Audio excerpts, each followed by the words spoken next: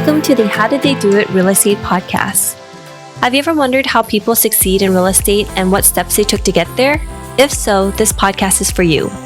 Your hosts, Sayla and Eileen Prack, interview top experts in the real estate community to share with you their real estate journey and how they achieved massive success.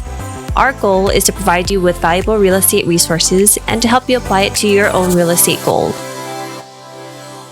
Welcome, everyone, to today's episode of the How Did They Do It Real Estate Podcast. I'm your host, Eileen Prack, and today our guest is Steven Louie. And Steven leads the acquisitions process for Vertical Street Ventures and develops strategic relationships with key partners.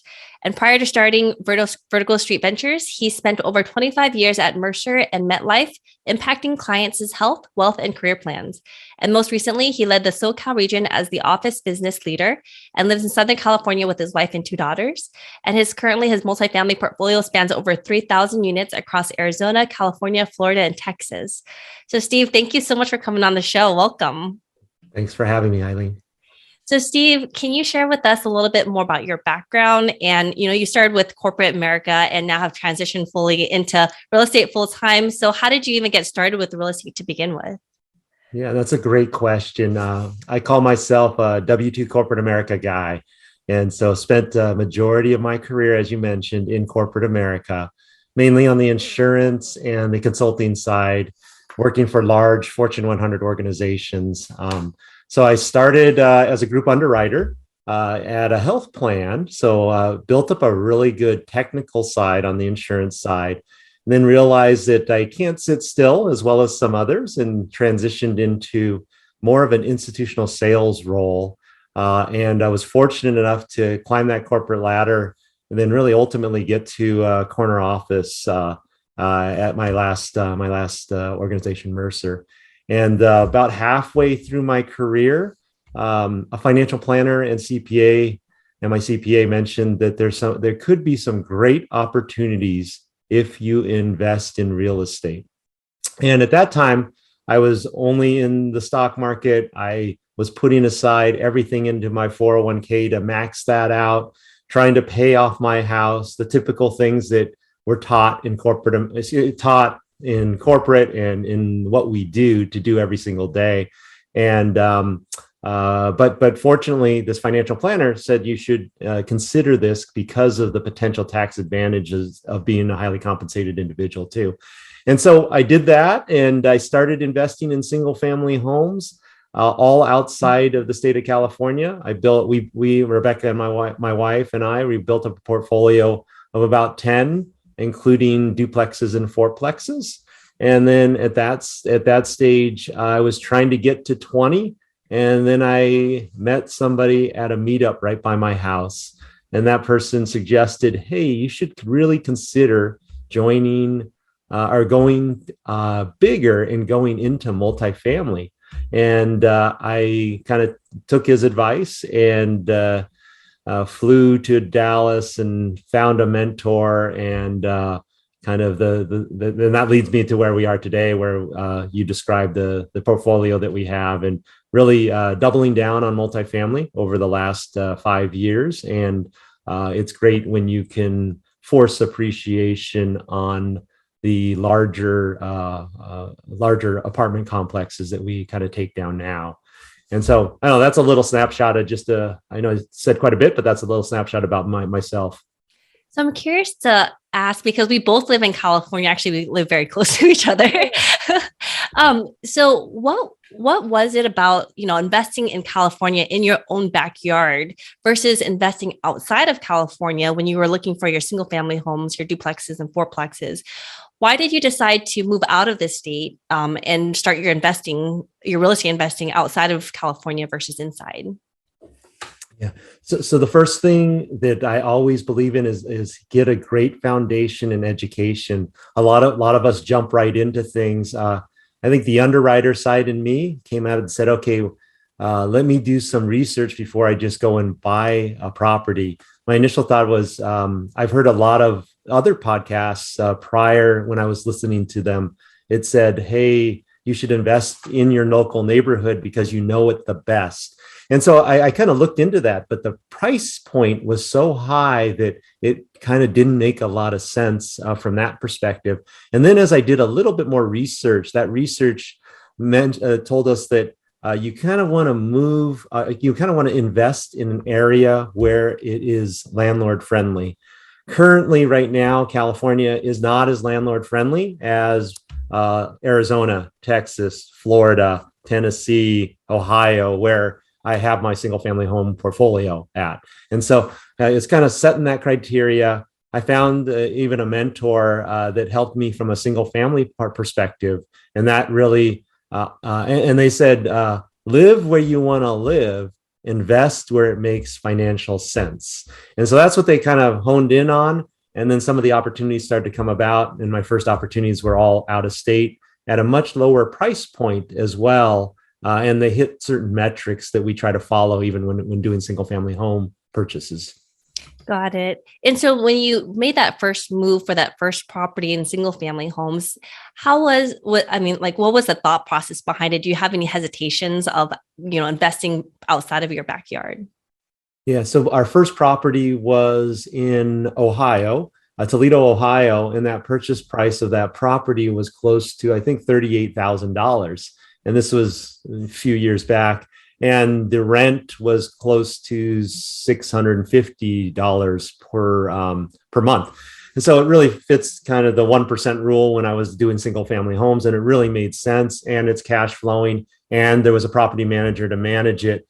And so with the busy schedule that I had as a corporate America guy, I really didn't have the time to do that. So I just invested in it similar to as we all invest in stocks. So do we really go and research all of the different components of each of the companies that we are investing in and go and visit the headquarters? And so I treated it kind of like a stock investment, but there were also those tax advantages that came through about that. So started a little smaller, and that kind of goes back to your first question. Trying to buy something in my backyard would have been an extra zero onto those numbers, right? And that just becomes a lot more risk and liability, a lot less riskier going outside of the state in landlord-friendly areas. So when you made that transition between the single family to multifamily, how was that transition for you? And, how did you start, get into your first deal? Yeah. So since I use property managers, the transition was actually very easy because the properties that we acquired were all outside of California.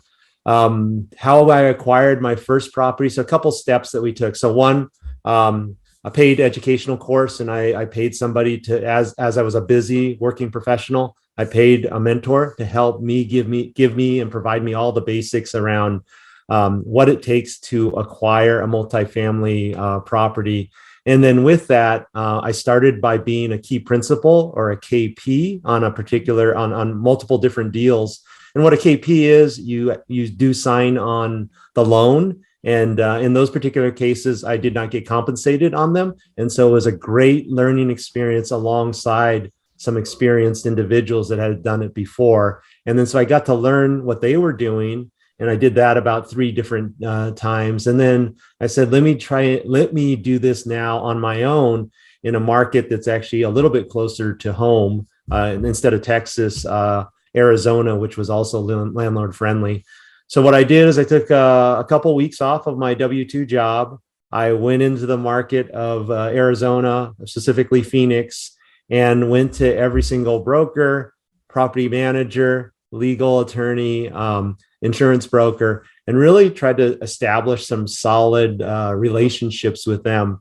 While I was there looking at different property, meeting all of the brokers, one of them called me and said, "Hey, there's this opportunity for this 28 unit deal. And if you guys can close this, there will be the potential for more." And then because of all the background, the fundamental training, being a key principal on that, having passive investments involved, the brokerage firm was willing to take a chance on me. And, fast forward, we were able to close a 28 unit that had great value add opportunity on it. Oh, wow. So how did you market yourself as a key principal in the very beginning, like and how did you get into the network that you did in order to participate in those types of deals? Yes. So, in order to be a key principal, it is about building relationships with others that have done it in the past. Fortunately, like I had mentioned, I joined a mentoring group, and that mentoring group had really good, like-minded individuals that were thinking about the exact same thing that I wanted to do. And so, by being surrounded around individuals that are doing the same thing as you find people connect with you, and there can be different connection points. And that's how I really found the key principal role. And so really it's putting yourself out there. And sometimes it's difficult. I mean, I look at myself, I was blessed and fortunate that I have a technical background at the same, and I tended to be a little bit more introverted. But as I transitioned in corporate America into a sales role, that sales role really helped open up a lot of my extrovert, you call it extroverted skill sets, right? And so all of us are on a certain spectrum, and we can always push and flex to be a little bit stronger in some of those areas. And so that's some of what it takes as you start to build those relationships with not only other general partners, but also with brokers and lenders. And so that's kind of the key thing. I always say it's all about building those strong relationships. And that's one thing that corporate America has really helped me do. So, you in your corporate life, you were able to build up a very successful career in your W-2 job. And it takes up a lot of time as well. And for other people who are in this similar type of situation, who are also working W-2 jobs, they're looking at you like, how do you have time to, manage these single family properties, get into multifamily, be able to network with all these people and participate on these larger multifamily deals? Can you share a little bit about, like your time management and how you've been able to do all of this? Yes. So the one great thing about corporate America, it teaches you how to be, in order to be successful in corporate America, from my standpoint, you have to be really efficient at what you do, and then actually rely on others to help you get to that stage. I think a lot of us all want to do it all by ourselves. And sometimes it's just inherent of how we've learned in the past. And even today, I have to always check myself. Let me focus on what my strengths are, and let me focus on acquisition and sourcing capital. Let me not get all into the asset management piece. So I think set the goals that you want to achieve, and then you do have to put the effort in. So, but I always say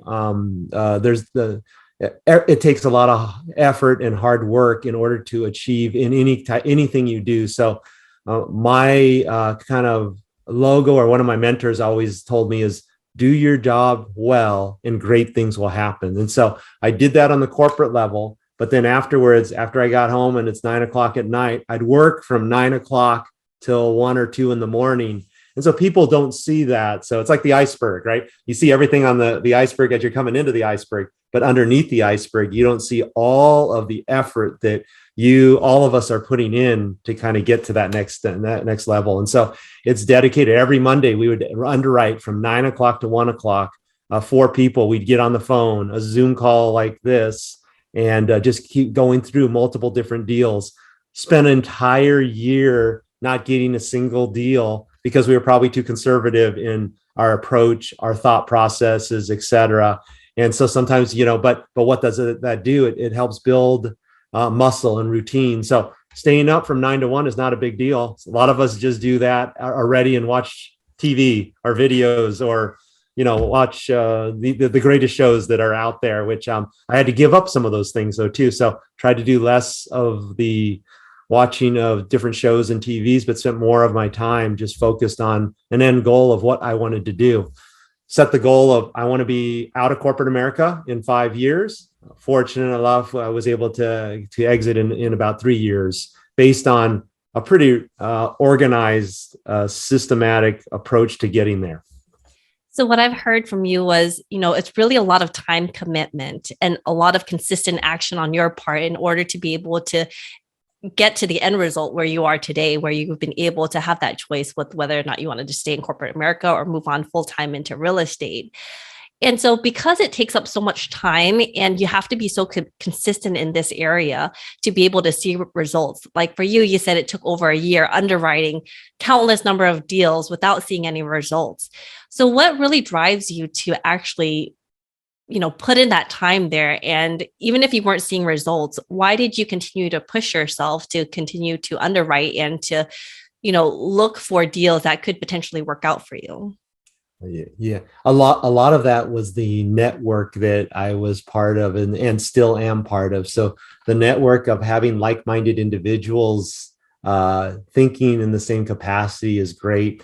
And most of the folks, in corporate America, we tend to really try to do exactly what we're said, and we stay inside a certain pattern that is consistent across the board, including income. And so the nice thing that I was trying to do about halfway through my career is build a passive income stream to help to allow me the opportunity, if it came about, for me to kind of walk away from corporate America. Because as the paychecks stop, that's when it becomes a little bit more challenging to either retire, exit, or leave corporate America. And then a lot of folks have to move into another role or what have you. And so I just decided that I wanted to build a passive income stream to replace my income. And that was just something that I saw. I think the eye-opening thing that helped me do that was the Rich Dad, Poor Dad book. And so really just helped me just lay out the foundation that you can think a little bit differently than maybe everybody else. And you'll find out there's a lot of other people like you that may want to do the exact same thing. And so just being around like-minded individuals. So at one point in your career, when you decided to make the move into full-time real estate, what was the deciding factor for you that said, you set your goal for 5 years, but you were able to leave corporate America within 3 years. Mm-hmm. So what was that turning point for you that you said, like, now is the right time. Now is when I can actually make that transition into full-time? Yeah. So I think it all started with the first deal. And so the first deal is always the hardest deal to get kind of on your own. And then after getting that first deal and seeing in multifamily and apartment, you can truly force the appreciation. The valuation of the property is based on the NOI. And when you can do that and repetitively and build these great relationships with the brokers, it keeps continuing. And so what happened is, we got the first deal. After we got that first deal, while we were doing all the rehab and everything, the broker came to us and said, "Hey, would you like a second deal? It's completely off market." And then boom, they gave us that second deal. And then they said, "Oh, you want to scale up a little bit more? Here's another deal." And that was 126 units. And so because of those relationships, and it became something that I could actually see the passive income coming through. And then what happened is, on both of those opportunities, we were able to do a complete cash out refinance and get all of the dollars back into our pockets. And so, and the investors, I had some investors in it as well. And so by doing that and just seeing how the ability to force appreciation and get to that next stage was so neat, and the relationships that you have earned the respect of some of the brokers where they're giving you multiple opportunities. And then after we had 1, 2, 3, 4, 5, and then 6, and then you meet different partners out there, and then it took us to that next level. I think it allowed me. And as I think about this, to answer your question as well, it's finding the right partnership out there. So I found somebody and that's Jenny Gu, who really complements a lot of my skill sets as we move forward. We're a lot the same in some aspects, but then she is much more detail oriented than I am, which is great because she takes over all of the asset management piece of our business right now. And then I work on segmenting it on acquisitions and sourcing some of the capital. And so that was kind of the point where I had met her and her husband I actually met her husband at a meetup. And one thing led to another. And then Jenny and I started to partner on deals, and then decided to take Vertical Street Ventures to that next level last year. and that enabled us to kind of grow the firm. So that was that turning point, finding that right partner to partner with to get me to that next point. Can you share a little bit about the courting stage as you're looking to create these partnerships and work with other people that, you feel that would be a really great asset to be on your team? Like, how does that process look like over time as you're building up the relationship before you even get to the point of creating a partnership together? Yeah. And that's an excellent question. I would say when I first started, I was I think we get this fear of missing out. And so, because you see all these other people are closing deals, et cetera. And so I said, oh, I have to be a KP on these deals. And so I jumped in, head first and went with quite a few different individuals. And some of them great and some of them not so good. And so I really got to see what I wanted in a partner as I move forward. And that's kind of the learning process that we all have. So it's just like if you're married, it takes time to determine, hey, is this the right person or not, as you're going through that dating phase and then go into that next stage. And so you really have to do that from a business perspective as well. And it came about that, I met Ronnie at a meetup, and then he introduced me to his wife, and then we chatted, and there was a lot of similarities, but we also have a lot of differences, or complementary differences. And that's really what happened. And then, Jenny and I worked for probably a whole year, just trying to even find, I would say a year trying to find a deal. And she was actually working and helping me out on some of the existing property that we had too, just across the board. And that allowed us to really grow the business and then get closer to each other in terms of from a business standpoint. Got it.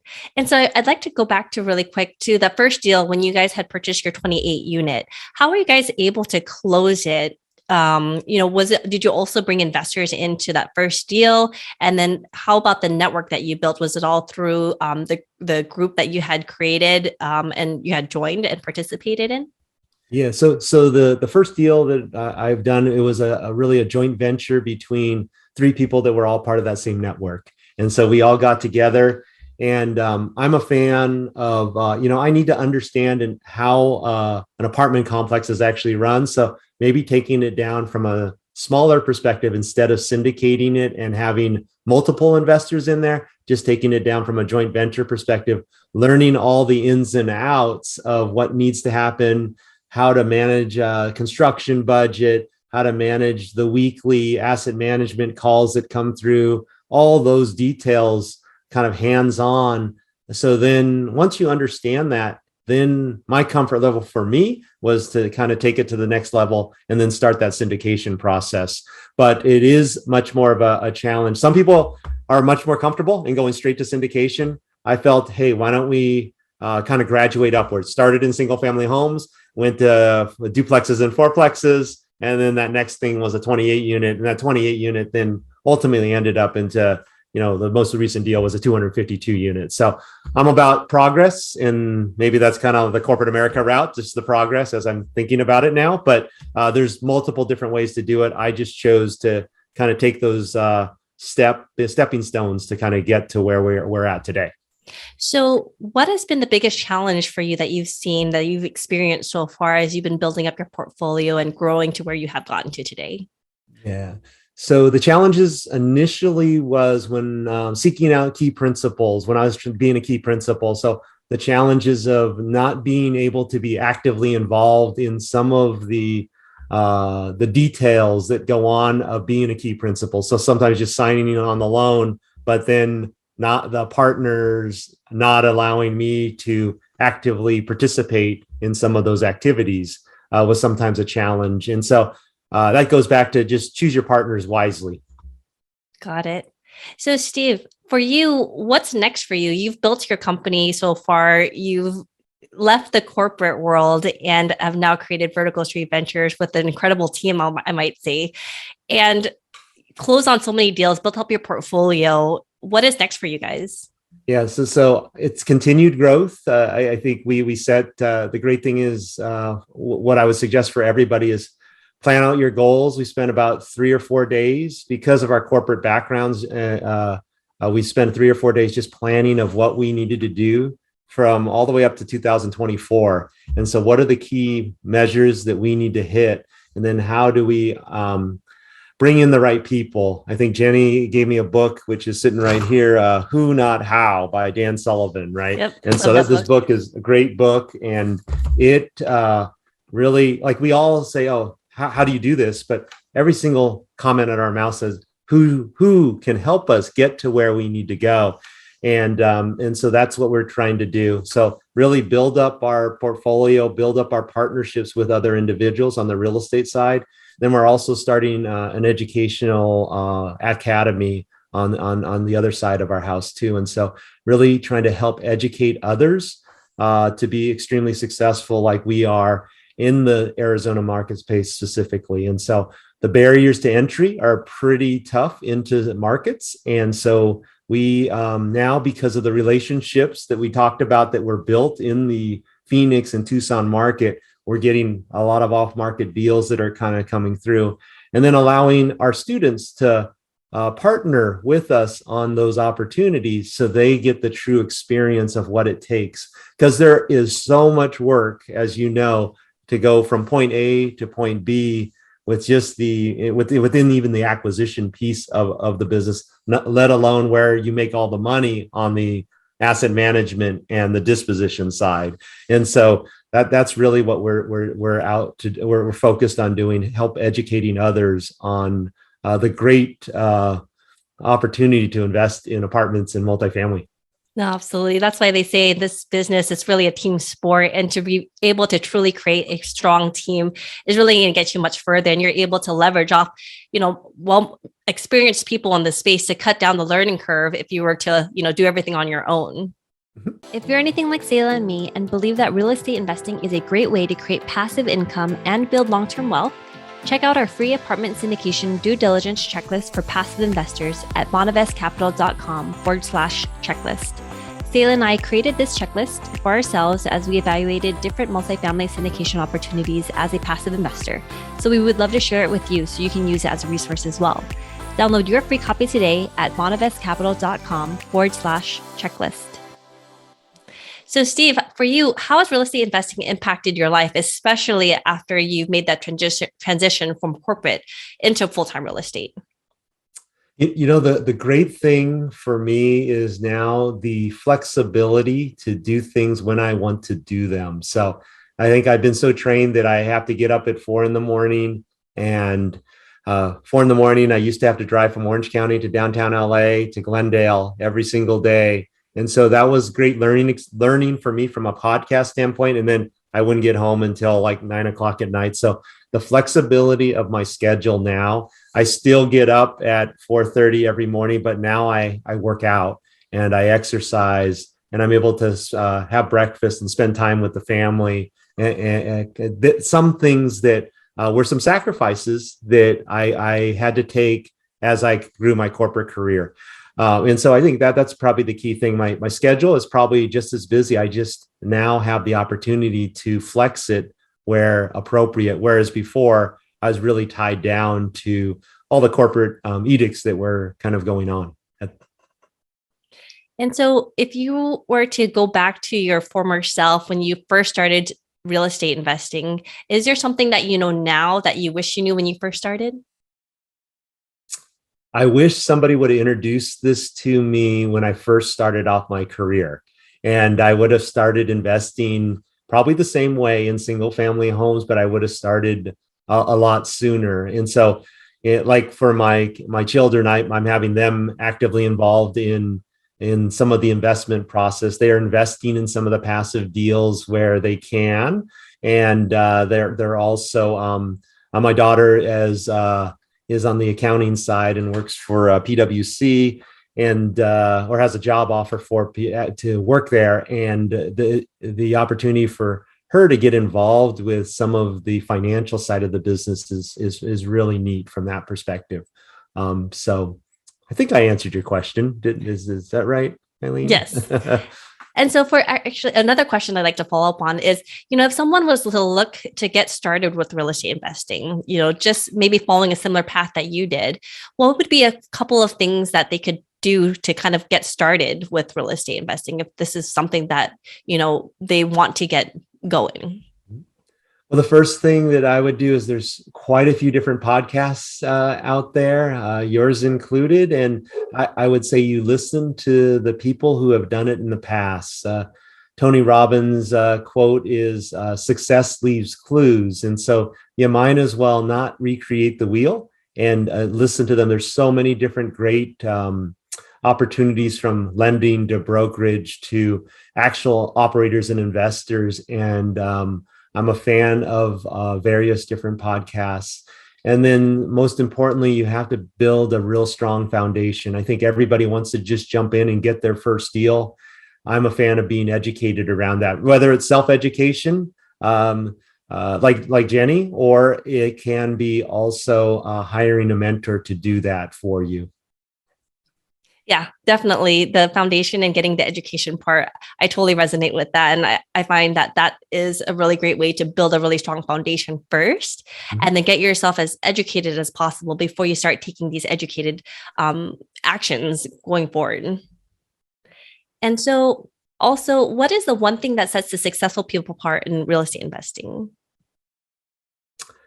I think some of it's in our DNA in some aspects. So I think it's in me just to continue to always, everything that I do a great job at, and I put my 100% effort in. So, and if I decide I'm not going to do it, you step aside, but putting 80% effort or 90% effort or even 95% effort is not enough.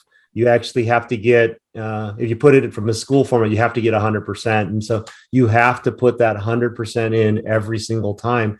And you'll see a lot of the most successful individuals may not have the most knowledge about certain things, but they do put the work effort in. And as I've transitioned, I meet a lot of entrepreneurs, and it's so neat to see a different perspective.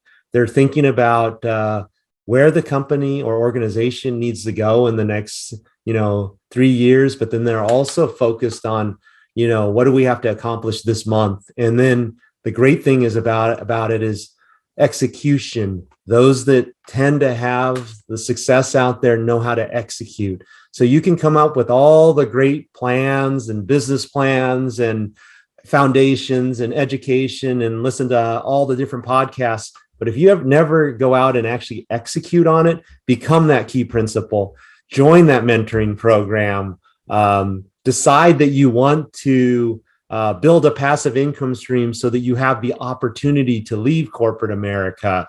That was kind of my whole intention, but it actually led to the next level. And I was able to kind of depart from it based on all the positives about seeing that. So I would say, that's what it takes. It takes that extra drive, that initiative. And sometimes you can't teach that. Some people are maybe not wired in the same capacity.